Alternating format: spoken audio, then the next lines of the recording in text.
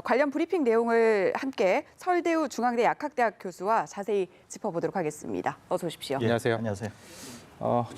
중앙방역대책본부 질병관리본부 브리핑 듣고 왔는데 일단은 국내 다시 한번 정리해 보겠습니다. 국내에서 총 확진자가 556명이고요. 이 중에서 신천지 교회 관련된 확진자가 309명이라고 했습니다. 그러니까 55%를 기록하고 있는 상황입니다. 이 전파 속도가 무섭네요. 네, 그렇습니다. 지금 대구 경북 지역에 뭐 환자가 폭발적으로 늘어나는 것은 물론이고 또 신천지 대구 교회와 관련해서 각 지역으로 퍼져나간 예. 환자들도 그 지역에서 부분적으로 지역 사회 감염의 확산 조짐을 또 보이고 있거든요. 네. 그래서 지역 사회가 뭐 전국화되는 경향이고 특히 특정 지역에서는 너무 많은 환자가 나와서 네. 아마 상당히 지금 어려운 국면에 처해 있지 않나 이렇게 생각이 듭니다. 예. 네, 그리고 확진자 수가 어제와 오늘이 또 다르고 또 그리고 오전과 오후 상황이 정말 다를 정도로 급격히 늘고 있는 상황인데요. 앞으로 확진자가 어느 정도로 증가할 것으로 예상이 되고 또 어느 정도의 기간까지 우리가 계속해서 긴장을 늦추지 않아야 된다고 보시는지 짚어주시죠. 우선 뭐 전망을 하기가 되게 어렵습니다. 네. 기본적으로 왜 그러냐면 이제 전망을 하려면 이제 확진자 수가 어떤 추이를 보여야 되는데 네. 지금 이렇게 확진자 수가 계속 늘어나고 네. 변곡점을 아직 보이지 않기 때문에 이제 그 추세를 가늠하기가 좀 어렵습니다. 그래서 한동안은 환자가 많이 늘 걸로 생각이 되고 이제 제가 좀 더 걱정하는 것은 이제 신천지 대구 교회에서 나가서 각 지역에 지금 이제 퍼진 네. 지역에서도 이제 산발적으로 환자가 나타나고 있지 않습니까? 예. 근데 그 환자 수는 아직은 많지는 않거든요. 예. 대구 지역과는 달리. 근데 이제 그 환자들도 추가 접촉을 해서 감염 환자가 나타날 가능성이 아주 높습니다. 네. 그렇게 되면은 이제 그 지역도 상당히 이제 감염 환자, 확진 환자가 많이 나올 가능성이 있기 때문에 그런 것을 종합적으로 본다고 하면은 지금의 증가 추세가 아마 일정 기간은 지속이 되지 않을까 이렇게 생각이 듭니다. 근데 정말 우려되는 게 그 신천지 교회 신도들 지금 교수님께서도 말씀하셨지만 지역에서 알려진 신도들도 있고요. 네. 여전히 본인이 이것을 밝히지 않고 연락이 되지 않는 사람들도 있어서 경찰에서 무려 600여 명의 수사 인력을 투입해서 이들의 소재를 파악하고 하겠다라고 네. 밝혔습니다. 이게 무슨 범죄인 찾는 국가적인 그런 상황에서도 600명의 네. 경찰이 한꺼번에 투입되는 경우가 흔치가 않은데 그렇습니다. 그렇다 해도 그만큼 위기 상황이라고 느꼈기 때문에 이 정도의 지금 행정 인력들이 투입되는 건데 예. 그래서 이것도 시간과의 싸움 아니겠습니까? 시간과의 싸움인데 저는 지금 이 조치가 굉장히 중요하긴 합니다. 지금 단계에서. 그런데 사실 더 중요한 게 있다고 보는데 네. 그 중요한 것을 당국이 못하고 있는지 안 하고 있는지 이게 좀 이해가 안 됩니다. 저는. 어떤 면이 그렇습니까? 예, 우선은 슈퍼 전파자라고 하는 개념이 네. 굉장히 중요합니다. 중요한 이유가 뭐냐면은 현장에서 슈퍼 전파자라고 하는 걸 파악을 할 때 그 네. 슈퍼 전파자와 연관되어 있는 사람들이 확산 가능성이 굉장히 예. 높다. 그런 점에서 현장에서 이 개념이 대단히 유용한 개념이거든요. 그러면 지금 신천지 대구 교회가 어떤 형태로든지 간에 대구 경북 지역의 슈퍼 전파와 밀접한 관계가 있고 예. 대남병원도 그렇고 각 지역에 방사형으로 퍼져서 전국 각지에 지금 지역 사회 감염을 그 지역에서도 일으킬 가능성이 있는 모든 것들이 네. 신천지 대구 교회와 밀접한 관계가 있지 않습니까? 그죠? 네. 그런데 우리가 지금 다 아는 것처럼 신천지라고 하는 이 종교가 정통 종교와는 좀 결이 다르지 않습니까? 네. 그런데 이제 우리가 이 질병 관리를 하고 컨트롤을 하려고 하면은 지금 이 신천지를 우리가 알아야 되거든요. 네. 신천지의 조직이 어떻게 되어 있고 신천지의 모임이 어떻게 일어나고 과연 지금 우리가 알고 있는 성전을 통해서만 모임이 있었는지 아니면 예. 다른 형태의 모임이 있었는지 또는 이제 신천지에서 협조는 한다. 그러지만은 정작 협조가 필요하다고 해서 정보를 요청하면 협조가 안 되는 또 이런 문제가 계속 노정이 되지 않습니까? 예. 그러다 보니까 이게 지금 제대로 신천지가 전혀 컨트롤이 안 되는 거예요. 그러니까 사법당국이 오로지 신천지에 의존하는 형태가 되어가지고는 지금의 이 슈퍼 전파라고 하는 양태를 알기도 어렵고 예. 향후의 추이도 어렵고 또 지금 이제 검사를 기다리고 있는 분이 한 1,000여 명 되고 네. 또 연락이 안 되는 사람이 700명이 넘습니다. 그러니까 지금 우리는 신천지에 대해서 전혀 모르고 있는 거죠. 모르고서 대책을 세운다고 하는 것은 굉장히 어렵거든요. 그러니까 이제 지금 우리 당국이 경찰력을 동원해서 이런 모임 단체를 알아낸다. 이거 중요하죠. 네. 그런데 제가 한 걸음 더 나아가서 방금 말씀드린 그런 관점에서 볼 때 우리 사법당국이 저는 나서야 된다고 보거든요. 그래서 혹시 실정법 위반이 있으면 즉각 신천지 교회의 수뇌부를 저는 신병 확보를 해야 된다고 생각합니다. 예. 뿐만 아니라 강력하게 정보 공개가 지금 안 되고 있으니까 압수수색이나 또는 향후의 어떤 법적 조치를 위해서 자산 동결이나 이후에 있을 그런 어떤 이제 구상권 청구까지도 다 감안해서 예. 강력한 대응을 해야 된다고 생각하거든요. 예. 그래서 이제 그런 조치를 해야 최대 압박을 통해서 협조를 끌어내야 예. 지금 우리가 알고 있는 정통 종교가 아니기 때문에 우리가 이런 문제를 해결할 수 있고 적절히 지금 통제를 할 수 있지 이런 네. 거를 그대로 두고 그냥 우리가 주어진 정보에 의존한다 또는 우리가 할 수 있는 대로 한다 이렇게 해가지고는 아마 신천지 교회 자체가 수퍼 전파 역할을 했기 때문에 네. 그런 점에서 본다고 하면은 굉장히 제한적인 대응밖에 될 수 없다. 네. 이런 점을 제가 좀 강조하고 싶습니다. 네, 대구 얘기를 좀 해보겠습니다. 대구의 확진자가 300명을 넘어섰습니다. 대구 시장이 오전에 브리핑에서 상당히 우려를 표명했고요. 대구 시민들이 굉장히 불안감에 떨고 있는 상황입니다. 대구에서는 공무원도 그렇고요. 네. 교사, 그다음에 고교생까지 확진 판정을 받았어요. 대구 여고 교사 한 명이 또 확진 판정 받아서 교직원들이 자가격리에 들어갔다는 소식도 들어와 있고 또 특히 4살 어린이집 원생도 확진을 받았다라고 해서 충격적으로 받아들이고 있습니다.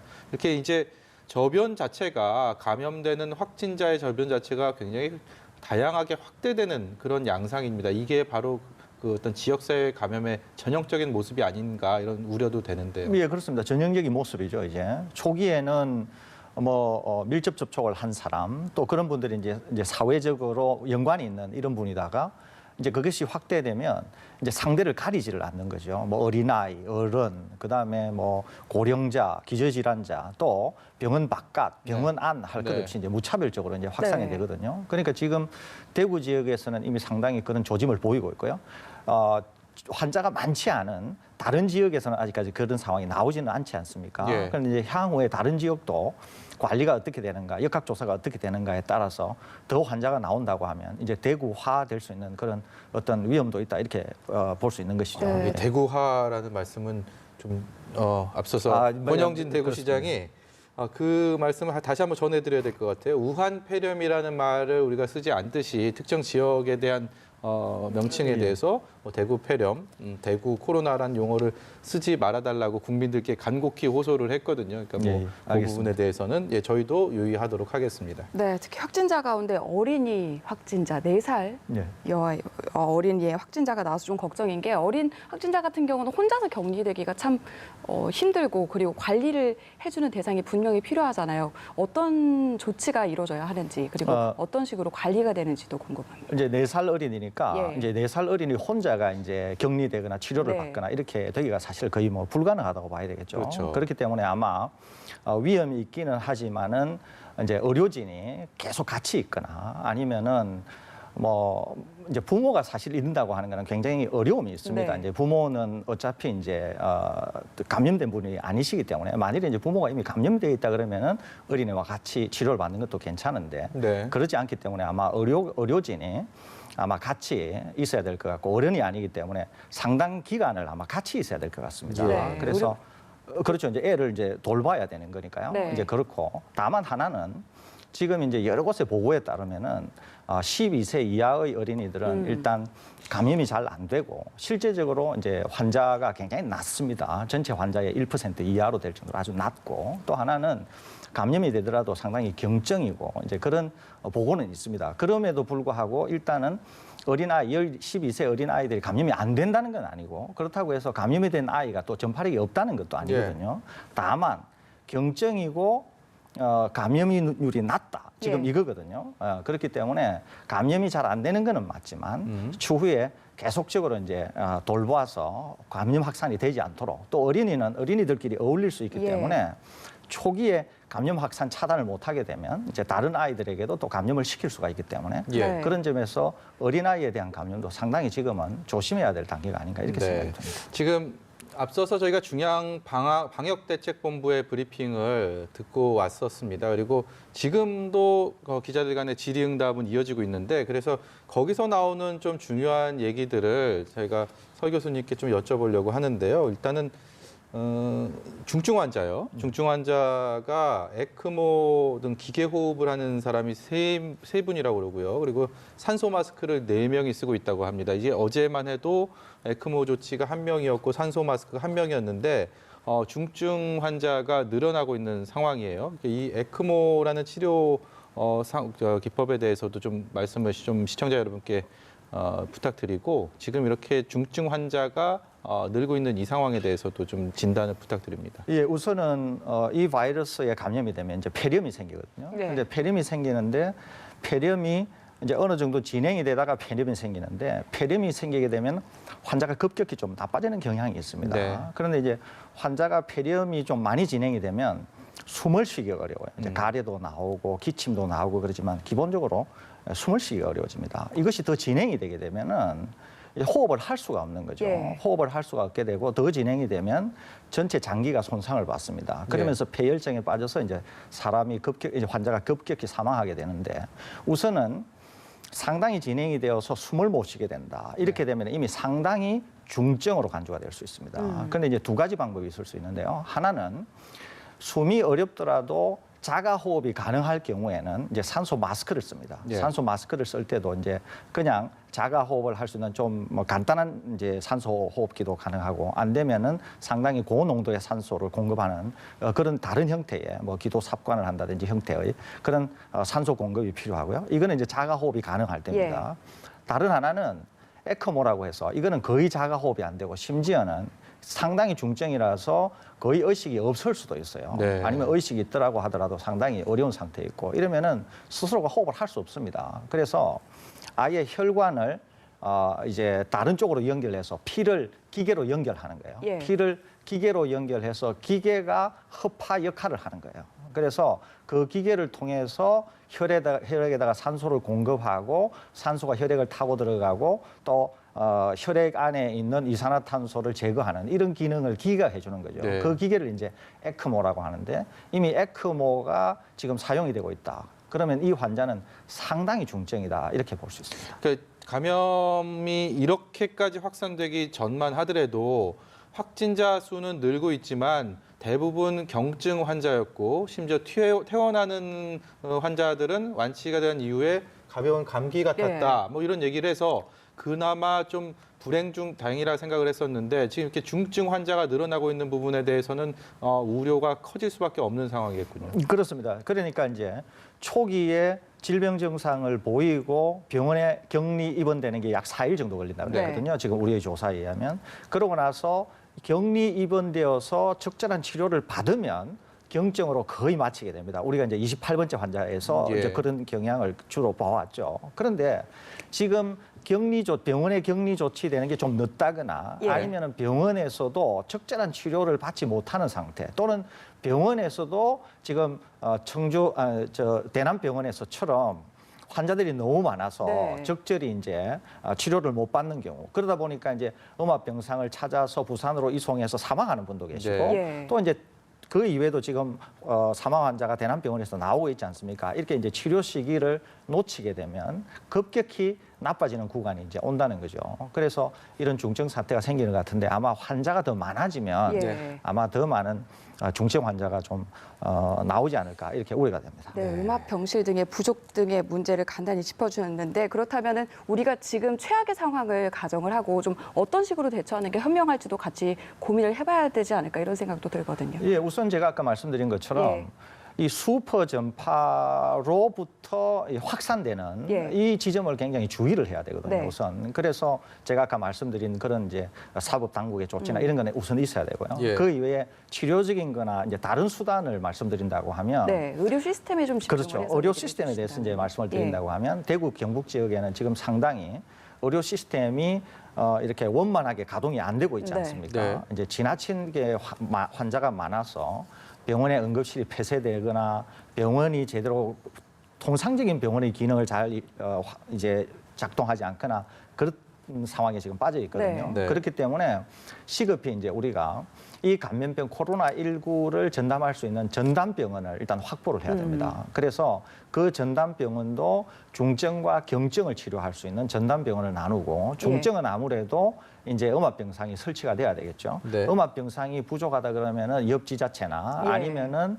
음압병상을 포트볼 형태로 설치할 수 있다고 하면 그렇게 하고, 그다음에 이제 경증인 환자인 경우에는 굳이 지금과 같이 환자가 많을 경우에는 음압병상을 이용을 할 수가 없습니다. 그래서 뭐 다인실 형태의 비슷한 경증을 가지고 있는 이제 환자분들을 같이 수용한다든지 예. 거기에서는 서로 교차 감염이 일어나도 전혀 문제가 안 되거든요. 네. 그리고 거기에서는 환자가 치료를 받아도 완전히 회복되고 나면은 바이러스가 존재해서 재감염을 한다고 하더라도 환자가 안 돼요. 예. 그렇기 때문에 그런 경증의 환자들이 같이 치료를 받는 데는 전혀 문제가 없습니다. 네. 그래서 우선은 병원을 그렇게 좀 구분을 할 필요가 있고 또 다른 하나는 기본적으로 응급 상황이 필요한 통상의 환자들이 있지 않습니까? 뭐 네. 심혈관 질환으로 예. 갑자기 쓰러졌다든지 교통사고라든지 이런 분들이 있을 수 있거든요. 그래서 모든 병원이 코로나19에 투입이 되다 보면은 또 이런 분들에 대한 의료 서비스를 충족 못하기 때문에 이런 분들이 또 어려움에 빠질 수 있어요. 예, 예. 그래서 이런 분들을 위한 병원도 필요하니까 그런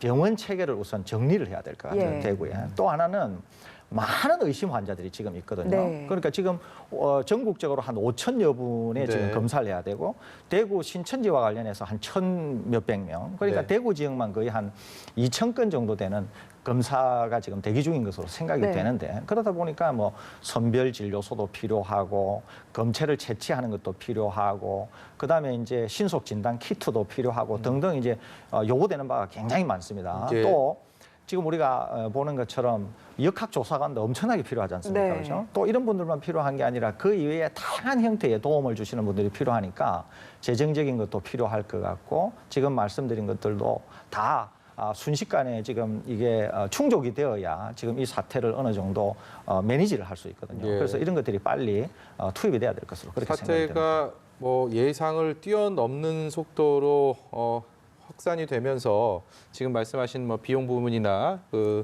의료 서비스 부분에 대해서도 상당히 우려가 되고 있는 상황인데 보건당국에서 신천지 대구교회 교인을 9,300여 명으로 보고 있고 그중에서 유증상자가 1,240명이 넘는다고 하니까 지금 이분들에 대한 조사를 하루빨리 하는 것도 굉장히 중요할 것 같고요. 그리고 진단 키트를 중간에 말씀하셔갖고 그 진단 키트를 이분들에게 적용을 해서 했을 때 또 정확한 결과가 나와야지 또 다른 추가 또 확산을 또 막을 수 있는 어떤 그 지점이 될 테니까 여러 가지를 신경 쓸 게 참 많을 것 같아요. 네, 그렇습니다. 우선은 이제 진단 키트 하나만 놓고 보더라도 네. 이제 진단 키트와 관련해서 이제 한 가지는 진단 키트의 감도, 그러니까 정확한 진단을 한다고 하는 정확성에 관련된 것이거든요. 그런데 이게 이제 제가 한 번 전에도 여기서 지적을 했는데 이게 좀 우려스럽습니다. 제 개인적으로는. 예. 왜 우려우냐 하면 이제 중국인 경우에 최근에 통계가 계속 바뀌면서 여러 가지 이제 문제가 노정이 됐지 않습니까? 그렇죠. 예. 이 문제 중에 제일 중요한 이유 중에 하나가 신속 진단 키트의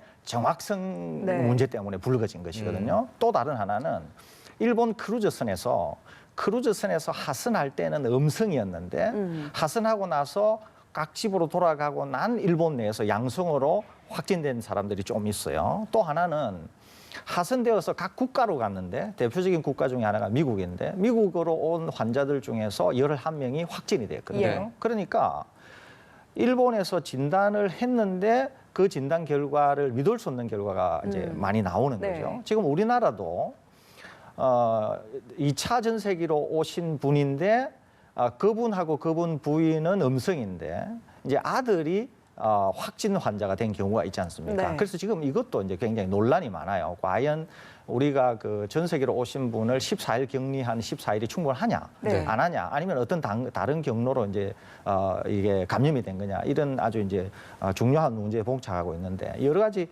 지금 정황을 놓고 보면은 우리도 이 신속 진단 키트가 정말 굉장히 감도가 높아서 민감해서 정말 바이러스만 있으면 검출할 수 있을 정도가 되는지 예. 이걸 한번 좀 검토해 볼 필요가 있다는 생각이 들어요. 예. 왜 그러느냐 하면 제가 최근에 굉장히 저널에 굉장히 유력한 세계적으로 유명한 네. 저널에 논문을 좀 검토한 적이 있습니다. 이 신속 진단 키트와 관련해서. 네. 그런데 이 신속 진단 키트가 전 세계적으로 무엇을 기반으로 해서 만들어지느냐 하면은 WHO의 권고 사항에 기반해서 진단 키트가 만들어지거든요. 그러는데 이때 중요한 진단 그 물질 타겟이 뭐냐면은 RNA 디펜던트 RNA 폴리머레이즈라고 해서 이 바이러스에서 굉장히 중요한 유전자가 있어요. 그 유전자를 RT-PCR이라고 하는 유전자 정폭으로 검출하도록 이렇게 되어 있는데 제가 최근에 아주 유력 저널의 그 논문을 예. 심사해 본 결과 이 유전자가 상당히 불안정해서 검출 결과가 이게 좀 들쭉날쭉한다. 그래서 심지어는 확진 환자인데도 불구하고 확진 환자를 검출하는 게 좀 낮을 수 있다. 네. 이걸 제가 최근에 논문에서 좀 검토를 한 바가 있거든요. 그리고 아주 결과가 아주 좀 확실해요. 그래서 오히려 다른 유전자를 쓰면 좋겠다. 이거를 이 논문에서 제안하고 있는데 예. 제가 알기로는 미국 CDC는 예. 지금 이 논문에서 제가 검토한 이 논문에서 얘기한 것처럼 다른 유전자를 이 타겟으로 해서 하고 있거든요. 그래서 이 논문에 의하면은 감도가 약 40배에서부터 100배 정도 높습니다. 그러니까 지금의 우리 진단 키트가 약간의 문제가 없을 수는 있는데 예. 문제가 있다고 하는 것도 뭐 우리가 한번 생각을 해볼 수 있는 것이거든요. 합리적인 의심을 그렇죠. 할 그리고 수 있다는 왜냐하면 말씀이시죠? 우리가 예. 저번에 신속 진단 키트가 대량으로 보급이 되었을 때 환자가 굉장히 많이 나타날 걸로 예상을 했는데 당시에 신속 진단 키트가 보급되고 나서 며칠 동안 환자가 거의 나오지를 않았어요. 네. 그래서 제 자신도 좀 의아했었고 그런 게 있어서 아마 이 부분도 한번 우리가 좀 짚어야 되지 않을까 네, 이렇게 교수님이 생각이 듭니다. 검토한 논문에 따르면 일단 정확도가 그렇습니다. 아주 완벽하지 않을 수 있기 때문에 그렇습니다. 계속해서 우리가 조금 더 예의주시할 필요가 있다라고 얘기를 해주셨는데 그렇다면 검사 대상자분들 가운데 좀 음성 판정을 받으실 분들도 긴장을 늦추지 않고 한 2주 정도는 조금 상황을 지켜보는 게 맞는지 어떻게 대처하는 게 좋을지도 짚어주시죠. 지금 제가 말씀드린 이게 맞다고 하면 예. 그러니까 이제 가정이 이거죠. 우리 신속 진단 키트가 정말 감도도 좋고 정말로 좋은 거다. 그냥 이게 뭐 정말 의심할 여지가 없이 좋은 거다. 그러면은 14일 격리 또 검사 결과에 의해서 음성 이러면은 뭐 완벽한 거죠. 그런 조치를 해도 되는데 예. 제가 방금 말씀드린 것처럼 혹시라도 예. 뭐 그럴 일은 없겠지만 그래도 혹시라도 받았을 만에 때. 하나라도 신속 진단 키트에 무슨 문제가 있다고 하면 이건 또 상황이 완전히 달라지는 것이거든요. 네. 그러니까 14일 격리를 하고 음성으로 판정했을 때 이게 과연 어떻게 될 거냐 하는 문제도 여전히 있는 것이거든요. 그래서 만일에 이제 이런 문제가 불거진다고 하면 14일을 격리를 하고 바로 일상생활에 복귀하기보다는 또 한 14일 정도나 이렇게 경과를 보거나 아니면은 극도의 주의를 기울이거나 이렇게 해서 차후에 생길 수 있는 문제에 좀 더 능동적으로 대처하는 게 좋지 않을까 이렇게 생각이 됩니다. 저희 방송을 위해서 저희 회사 오실 때요. 여기 광화문 광장 쪽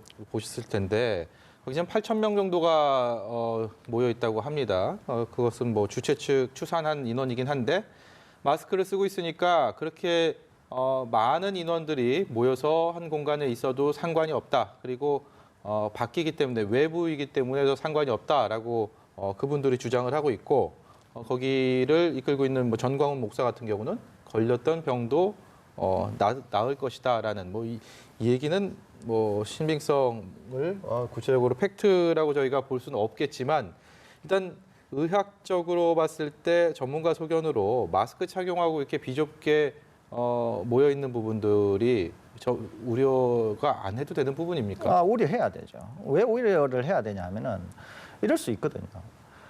마스크를 끼고 있음에도 불구하고 내가 어떤 뭐 눈, 코, 입을 손으로 만질 수도 있고 네, 또 네. 나의 분비물에 손에 묻을 수도 있거든요. 그렇죠. 그리고 예. 또 저렇게 밀집되어 있으면은 또 어떻게든지 뭐 악수를 한다든지 그렇죠. 예. 어떤 형태로든지 어떤 이 접촉이 있을 수 있거든요. 그러면은 또 그것이 손을 옮겨간 분이 또 눈, 코, 입을 만지거나 뭐 그런 다양한 형태의 접촉이 있을 수 있거든요. 예. 또 밀집해서 앉게 되면은 혹시라도 그 과정에서 환자가 계셔서 잠시라도 어떤 이유 때문에 좀 불편함이 있다거나 해서 마스크를 열었을 경우에는 또 옆에 확산이 될 수도 있는 거거든요. 그렇기 때문에 우리는 다 마스크를 하고 있다. 또 이 오픈된 공간이기 때문에 금방 없어질 거다.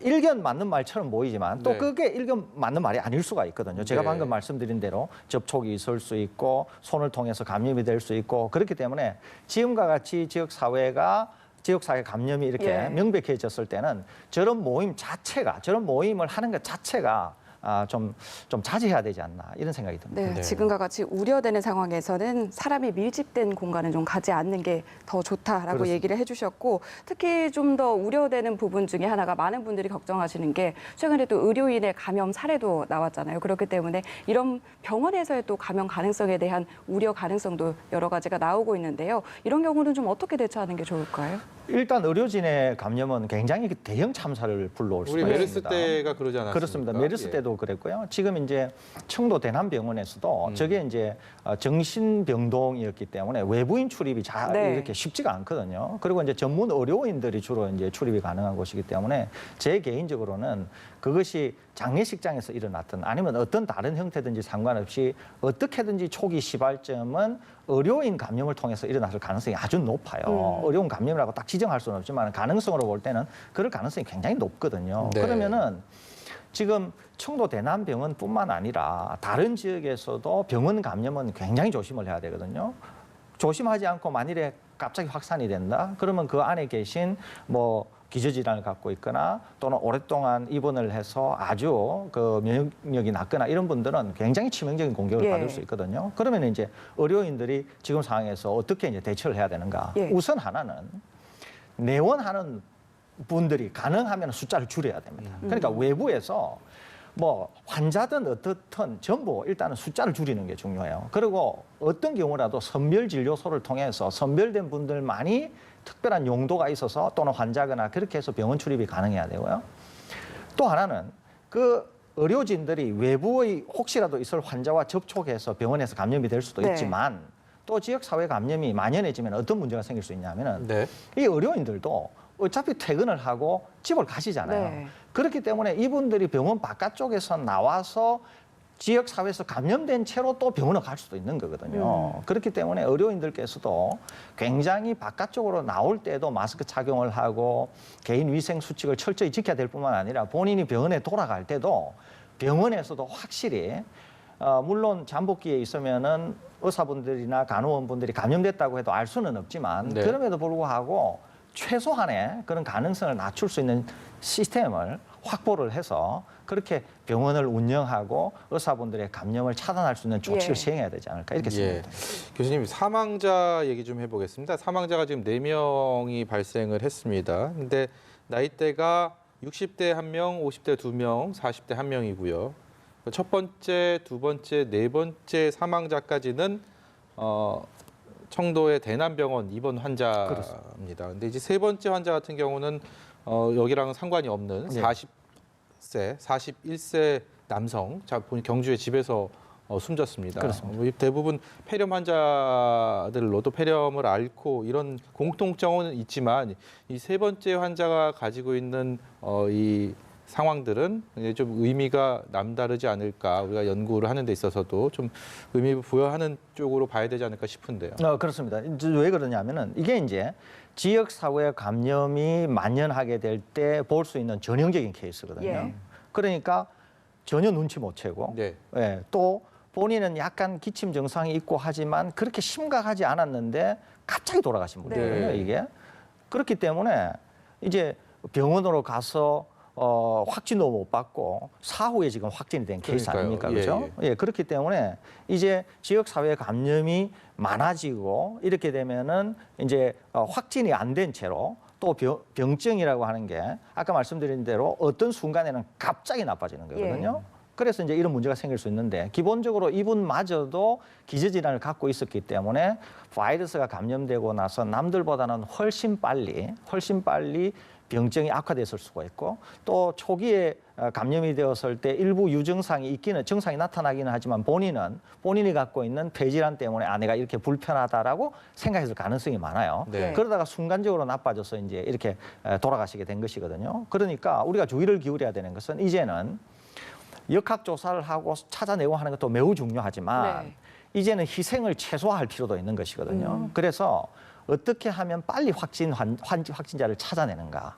그리고 그 확진 환자가 확산을 방지하는 것도 굉장히 중요하지만 이분들을 어떻게든지 빨리 치료를 해서 이 사망에 이르지 않도록 하는가 이런 점에서도 굉장히 중요합니다. 네. 그런 점에서 본다고 하면 이 3번 확진자가 굉장히 지금 우리가 처해 있는 현실 또 지역사회 감염이 보여줄 수 있는 미래 이런 네. 거에 대한 한 단초를 보여준다 이렇게 세 볼 수 번째 있겠습니다. 사망자에 대한 연구는 의료진에서도 앞으로도 계속 이어지지 않을까 하는 생각이 듭니다. 네, 좀 더 정확한 이제 사망 원인과 관련해서는 계속해서 조사가 이루어질 것이다라고 얘기를 했고요.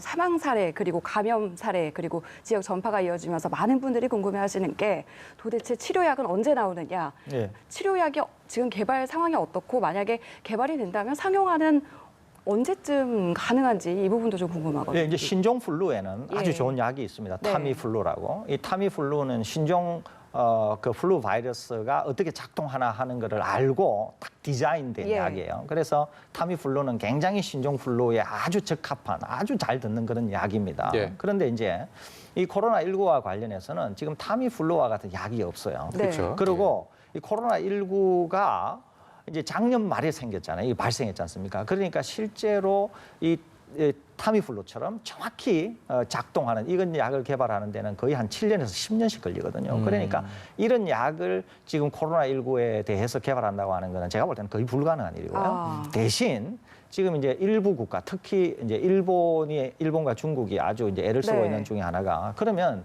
기존에 있는 약물들 중에 효과가 있나요? 혹시 효과가 있는 게 있는가 이제 네. 그런 것이거든요. 그런데 우리나라에서는 이제 칼레트라라고 하는 약하고 그다음에 이제 다른 그 말라리아 치료제를 쓰고 있는데 일부 환자에게서는 효과가 있다 이렇게 얘기가 되고 있어요. 또 이런 약물이 이제 부작용도 있을 수 있습니다. 예. 그래서 아마 의사 판단에서 쓰는 것 같고요. 일본에서 아비간을 투여하기 시작했다라고 하는 그렇습니다. 소식도 들어왔는데요. 이건 그렇습니다. 어떤 치료제입니까? 이 아비간이라고 하는 거는 이미 일본 내에서는 허가를 받은 약이에요. 이거는 신종 플루에 해당하는 약인데요. 이 좀 전문적으로는 이 바이러스가 이제 우리 세포에 침입하게 되면 자기 자식 바이러스를 많이 만듭니다. 자기 자식 바이러스를 많이 만들 때 만들기 위한 원료 물질이 필요하거든요. 예. 그 원료 물질을 이용해서 자기 바이러스를 많이 만드는데 이때 아비간은 그 원료 물질들하고 비슷하게 생기기는 하지만 약간 다르게 생겨서 이게 끼어 들어가면은 바이러스가 자식 바이러스를 못 만들게 하는 그런 역할을 합니다. 그래서 이제 이런 거를 뉴클레오타이드 아날로그라 그러는데 그게 이제 아비간인데 이것도 이제 어떤 데서는 좀 듣고 어떤 데서는 부작용이 있는데 아무튼 테스트를 해보니까 일부 효과가 있다. 그래서 일본에서는 이제 아비간을 적극적으로 쓰려고 하고요. 네. 또 다른 하나는 렘디시비르라고 예. 이거는 이제 그 우리가 잘 알고 있는 에볼라 치료제입니다. 그런데 지금 우리가 코로나19 또 에이즈 바이러스, 또 에볼라 바이러스, 신종플루 이런 것들이 다 RNA 바이러스거든요. 네. 좀 공통점을 갖고 있습니다. 그래서 이제 렘디시비르도 아까 아비간처럼 뉴클레오타이드 아날로그라 그래가지고 예. 이 녀석도 이제 바이러스를 대량으로 만드는 원인 물질로 작용해가지고 예. 거기에 이제 부작용을 일으켜서 바이러스가 잘 안 만들어지게 하는 그런 건데 이 렘디시비르도 이제 이거는 허가받은 약은 아닙니다. 근데 지금 임상 2, 3상을 하고 있으니까 사람한테 썼을 때 상당히 에볼라에 대해서는 치료 효과가 있고 안전하다고 평가가 되는 약이에요. 그러니까 이걸 가지고 이제 코로나19에다가 써보니까 효과가 있는 것처럼 보인다는 거죠. 네. 그래서 이것도 이제 임상 시험을 확대해가지고 코로나19에도 한번 적용해보자. 지금 이러고 있는 상황입니다. 칼레트라는 이제 우리나라 예. 상황에서 써보니까 일부 효과가 있다 이러는데 칼레트라는 실질적으로 에이즈 바이러스에는 아까 신종플루의 타미플루처럼 딱 작동하는 기전이 있어요. 네. 그렇기 때문에 작동을 하는데 이 칼레트라가 코로나19에는 없는데 어떤 그 작용이 예. 어떻게 작용하나 하는 건 아직 잘 몰라요. 그럼에도 네. 불구하고 효과가 있으니까 아마 지금 쓰고 있는 것 같고 이런 약물을 적당한 타이밍에 쏘면 상당히 효과는 있을 것 같습니다. 네, 그래서 새로운 약을 기대하느니 이런 약을 쓰면은 상당히 뭐 치료 효과가 있지 않을까 이렇게 평가가 됩니다. 지금 뭐 의료진들이 그 신약을 개발하기 위해서 치료제 개발하기 위해서 정말 밤낮을 잊고 애를 쓰고 있을 텐데 어쨌든 간에 말씀하신 것처럼 효험이 효과가 조금이라도 있다면 지금 같은 경우에는 좀 빨리 좀 약을 썼으면 하는 바람입니다. 오늘 말씀 여기까지 듣도록 하겠습니다. 지금까지 중앙대 약학대학의 설대우 교수였습니다. 잘 고맙습니다. 들었습니다.